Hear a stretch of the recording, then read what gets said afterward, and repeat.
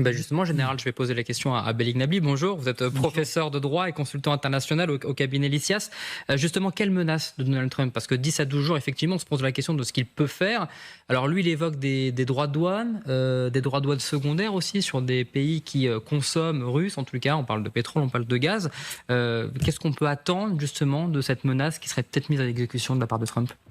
Moi, je dirais que la question, elle devrait être posée d'abord et avant tout au président Trump. Moi, ce qui me surprend, c'est qu'il se met dans des postures où forcément il se retrouve en situation de faiblesse, parce qu'il ne peut pas décider à la place du président russe, premièrement. Deuxièmement, c'est pas la première fois qu'il dresse un calendrier, qu'il s'avance, qu'il s'engage même. Rappelez-vous, durant la campagne présidentielle elle-même, il avait déjà parlé de sa capacité à résoudre le conflit russo-ukrainien en 24 heures, si mes souvenirs sont bons.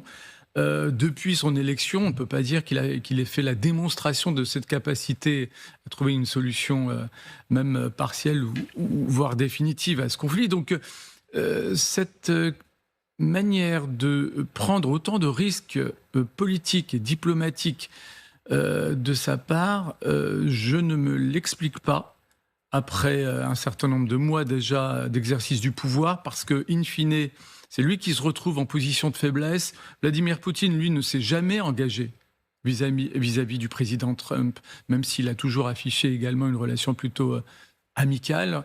Il ne s'est jamais engagé, et donc on ne s'explique pas cette manière de faire, où finalement il a tout à perdre et pas grand-chose à gagner, dans la mesure où Vladimir Poutine, lui, a quand même un élément structurant dans sa stratégie, c'est précisément le temps.